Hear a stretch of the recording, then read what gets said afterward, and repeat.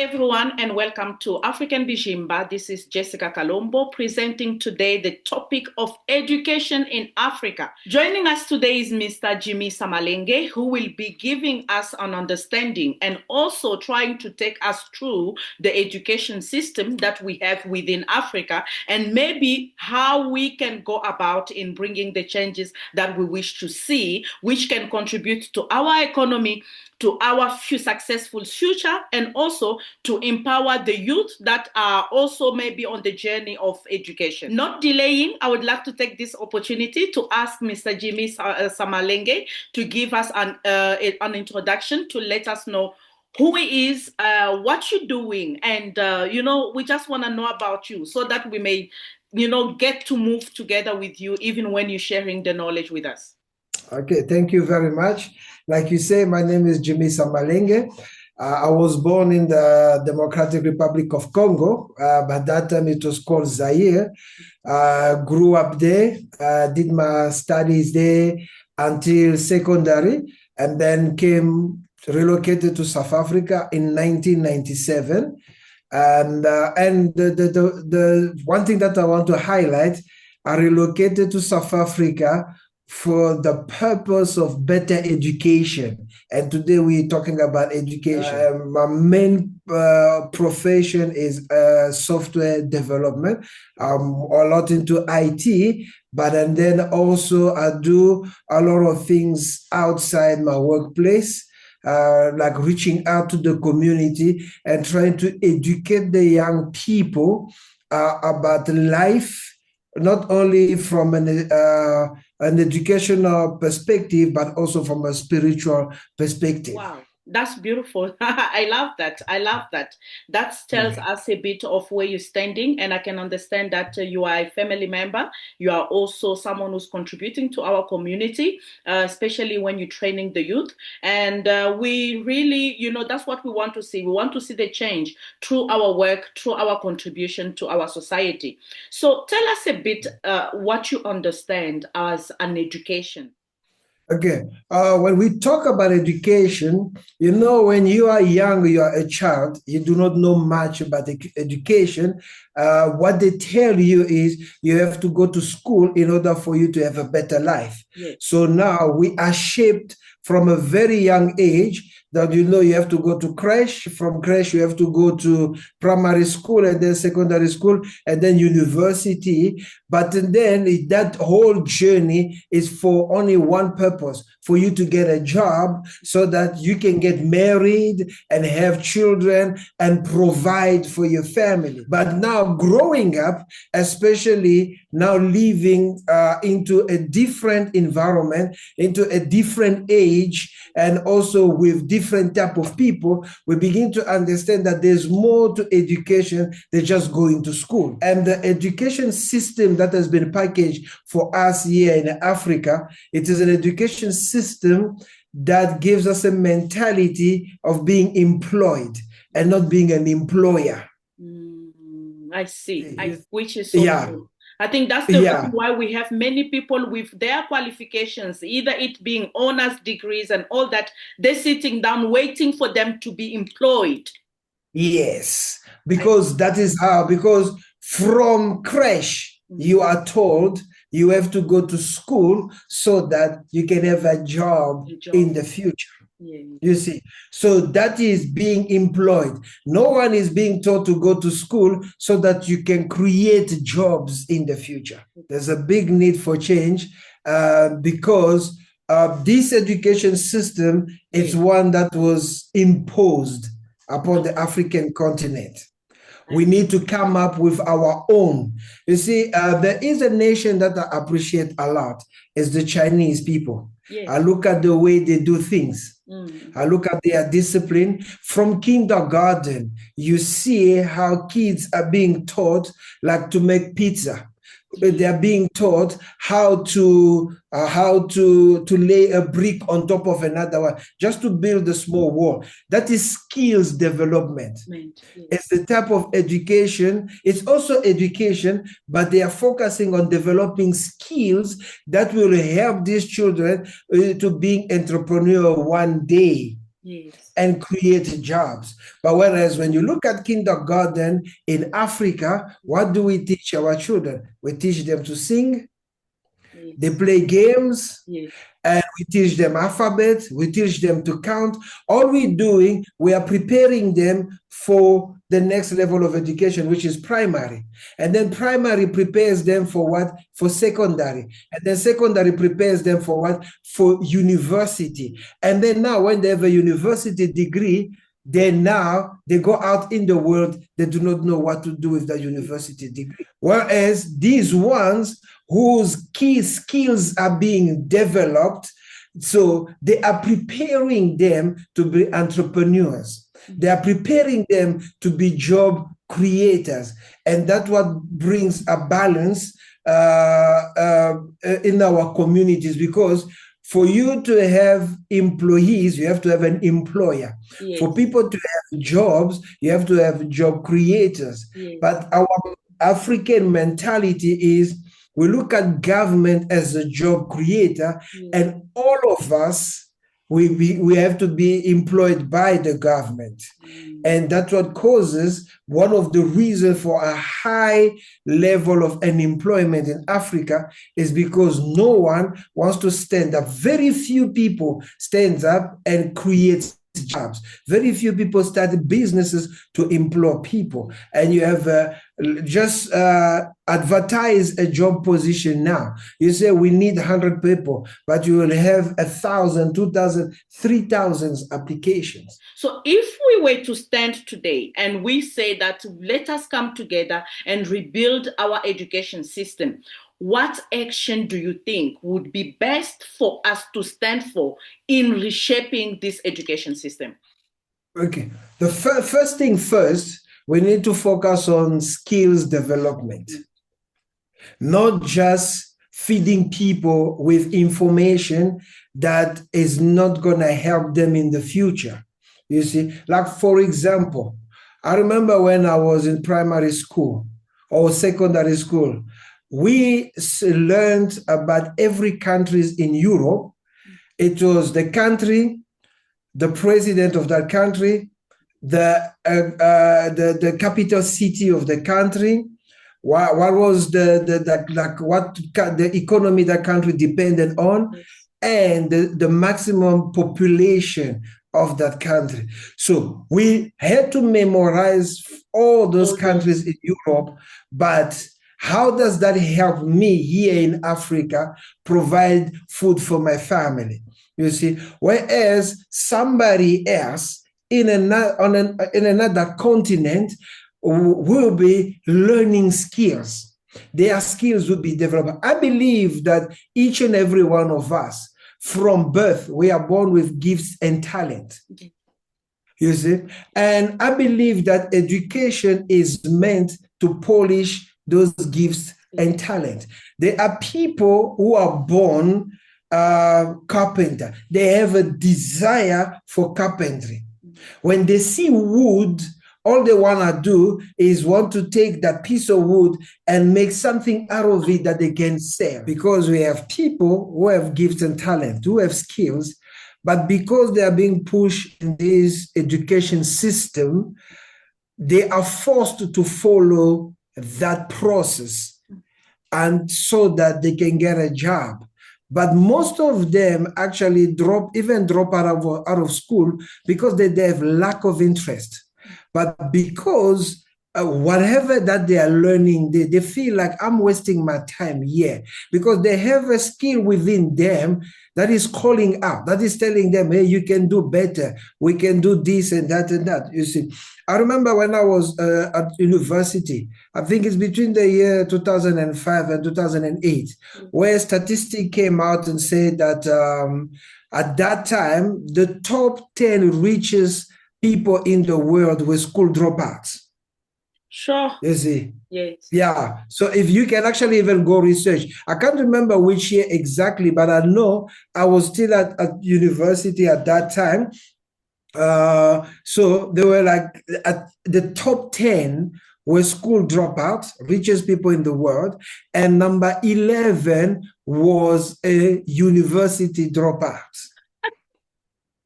You see, so these were people who were following the education system, but then felt like no. Then they dropped out of it and then went on. They went and pursued their gift. They went and pursued their talent, and they became entrepreneurs. They became job creators. If you look at countries where the level of employment is very low, it's not because the government is providing a lot of jobs, but also because their private sector is very big.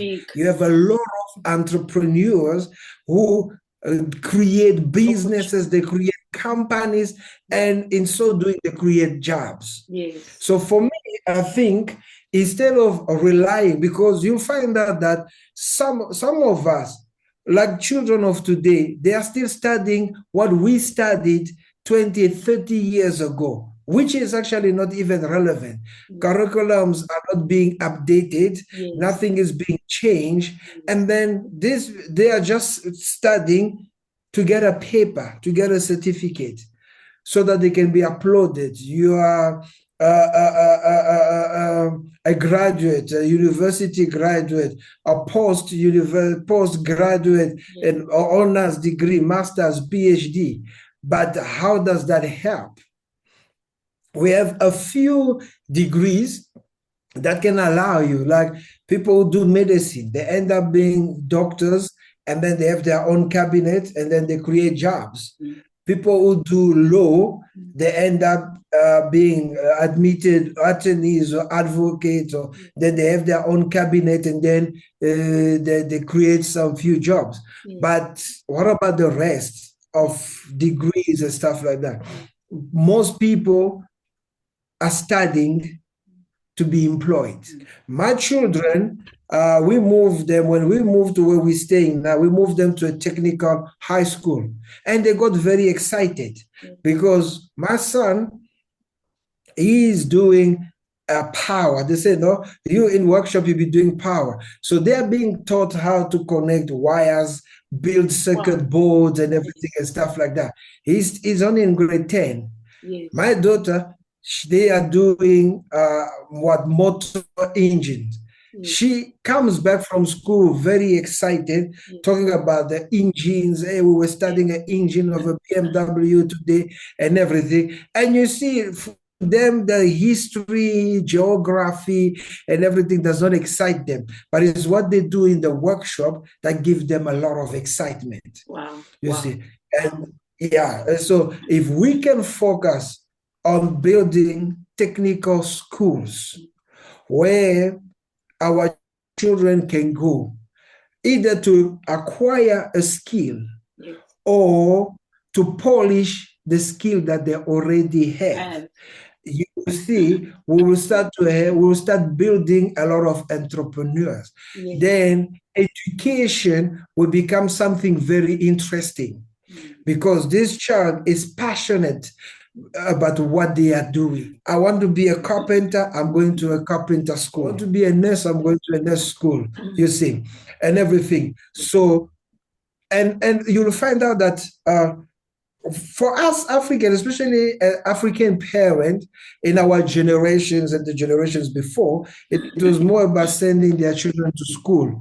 No one actually sat down and tried to find out that, okay, what is this gift and the talent, the skill that your child has? Yes, it's true. So true. Some of us, your child by nature, they can cook. Yes, it's true. They can cook. Anything, any menu that you put in front of them, they can cook. But we would tell them, go do medicine. It's true. Become a doctor. Yes. Yeah, you see. And this person now is pursuing something that is not reflecting their passion. Yes. I understand. And then now we get angry at them when they fail at school. Yes.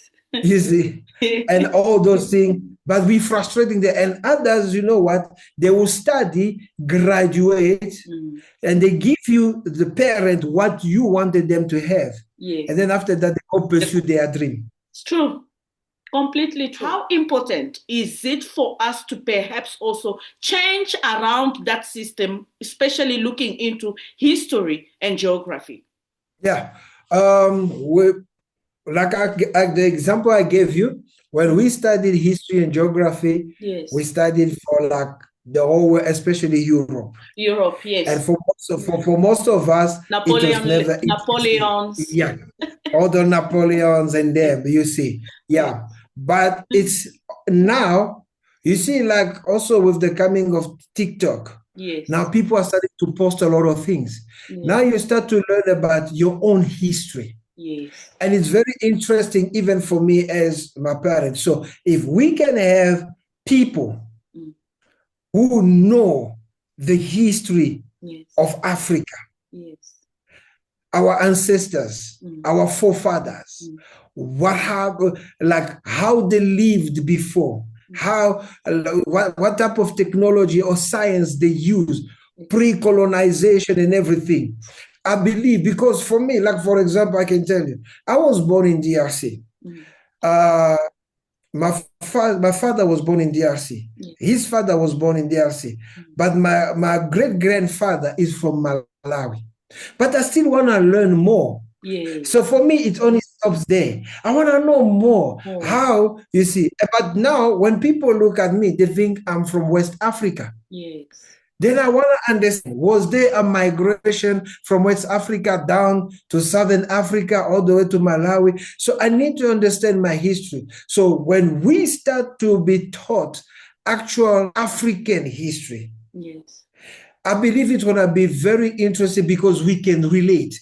When you are teaching me a history that I can easily relate to, it becomes interesting. Yes. But when you are teaching me a history simply because I need to have this credit so that I can pass to the next, I can pass on to the next grade, I'm only memorizing or studying it for the sake of passing the exam so that I can go to the next grade, but I'm not really interested. There is no passion in it. It's just school. But whatever I can relate to, I can even research more. And I hope everyone out there who's watching or who will have the opportunity to watch this session, I hope that you will learn. I hope that you're going to follow your passion. I hope that you're going to undertake your education with the mentality of creating opportunities for others. So with that said, do you believe that our educational system has an impact on our economy and the highest level of unemployment that we have in Africa? I believe strongly, because like I said before, yes, the current education system creates employees. And not it does not create employers, you see, because from a young age, you are taught to go to school so that you can get a job.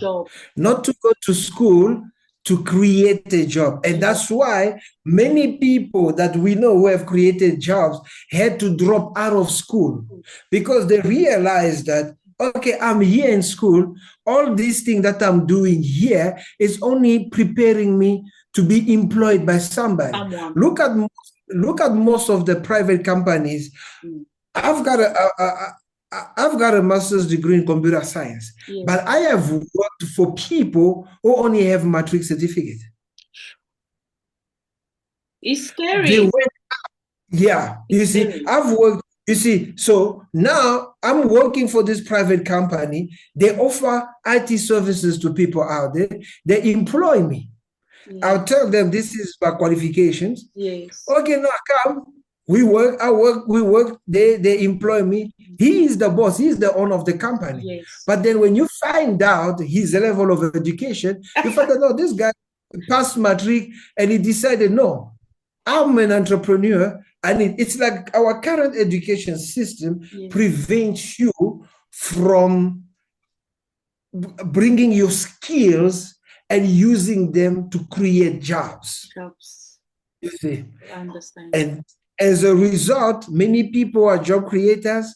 They had to step out of this education system and go on their own and start creating jobs. So true. And that's why the level of unemployment is very high, because government is supposed to create jobs. Yes. So government, so the government must keep track of how many people are entering university each year, so that they know in 2 or 3 years time or 4 years time, we need to have so many jobs created, positions, because there will be so many people that will be graduating. So bad. That's very, very bad. Yes. Yeah. And then we scream, we say, oh, private sector. We need the private sector to get involved. How big is our private sector here in Africa? The education system contributes a lot. I'm not saying it's the only reason, but it contributes a lot, because every child, you can go and interview, every child that goes to school, they will tell you, I'm to school so that I can get a job. A job. So true. Thank you so much again. Yes. Thank you so much again for this opportunity. I know it was such a very short interview, but we actually touched on all our I would say our questions. And before I just let you go, I have one question, and I think I had also clarified that there will be a little activity which will be shared with you. Looking at what you're talking about as education, the education system in Africa, and looking at the story of Patrice Lumumba, who was fighting in setting free the people in the DRC, would you say that he was for this African educational system, or he was against the African educational system? Okay. Okay, I just have to be in the middle there, because I think when you fighting, you're fighting for all aspects of life. So I believe also that the education system was part of what he was fighting, because you need to understand that many people believe that this educational system that we have is a colonialist educational system. You see, so now if I'm fighting colonialism, even the educational system is part of it. And if I remove colonialism, so I will have to redefine everything, including the education system, because this everything that we experience upon this African continent was designed in such a way that we as Africans can always be on the receiving side and not on the giving side, not on the production side, but to become consumers. You see, so though this continent is rich in natural resources, but somebody comes on our continent, extract minerals, go to their continent, make products out of it, and then comes back and sells it to us. So true. So so I believe his fight was in all aspects, and I believe also the education system was part of it. And had he fought successfully, I believe we would have had also a different educational system, or especially the curriculums that we had, because I know I studied there and I still remember what we were learning and everything and stuff like that. It was very, not in terms of especially geography, it was very little about our African continent and very much about the European continent. So with that said, do you believe that it could be the reason why many Africans are risking their lives because they want to go overseas? You find them into ships, into very, I would say, disturbing even cases and challenges that they encounter on the road trying to go to overseas, to America or to Europe. Do you think that could be one of the contribution? Yes. Many believe living on this continent, I'm never going to achieve my goals or my dreams, or I'm never going to live a better life. So let me go to where everybody goes for a better life. But even when they get there, they get the shock of their life, because it's better life on paper, it's better life on TV, it's better life on photos, but it's not better life in reality. In reality. You see? So Yeah, I believe it's just a matter of a change of mindset. If we can focus on Africa and change our African mindset, change our African mentality, we can start doing a lot, and we will start loving our continent and not wanting to go out of it. Thank you so much again for such an opportunity. It is indeed so true that we need to love ourselves, and that can only start from changing the educational system that we have, because we have many Africans that had been taught that life is in Europe, giving them all the countries in Europe, selling them a dream that is not even suitable for their own life conditions. And when they get there, the reality is something else. And for us to change that mentality is through the educational system. So with all that said and all that shared, I would like to know, what is your message to our African nations? I was happy when I saw on TikTok that in Burkina Faso, people are actually starting to assemble smartphones. You see, yes, that's a beginning. Yes. You see, when Africans start to focus on Africa and we start to work as one, unity, we will change a lot of things. The education system that we currently have, we adopted it from outside.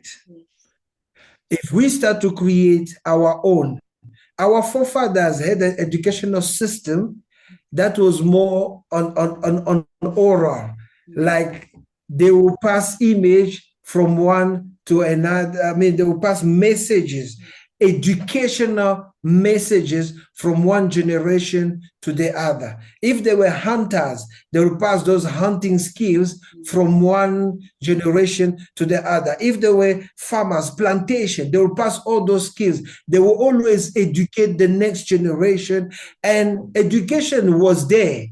Yes. But the thing here is, it got removed and replaced with what we have today. And for me, if we can go back into focusing in Africa and being Africans, and the education that polishes our skills, that teaches us what we need to do here in Africa, revolutionize Africa, we will live a far better life here in Africa without being dependent on countries outside. Thank you so much. What a lovely word. What a lovely message that you have shared with the world. Thank you so much again, Mr. Jimmy Samalenge. Thank you so much again for this educational insight, which I believe will touch the lives of many who will have the opportunity to watch this interview. And also, I hope that we will have to stand, as you're saying, we have to unite together, which is the Umoja spirit. In unity, we are stronger than anything. And in unity, we can build even the impossible. We are about to change the African perception, the African future processes. We are about to change our African mentality, but that can only take place through the changes of our educational system. As Mr. Jimmy Samalenge have also shared his opinion from his young age, from the educational system which he has gained from a very young age to today, and how it has affected Africa. We need to wake up. We need to take action. We need to stand together in a way for us to rebuild Africa. Thank you so much. And I say again, up until we see each other next time, African Bijimba, sharing the sacred secrets. And these secrets are here to rebuild, to reshape, and also to unite Africa through our economy, through our educational system, and mostly as human beings. We are one nation as African nation, and we can do much. Thank you so much, and bye to everyone. Bye.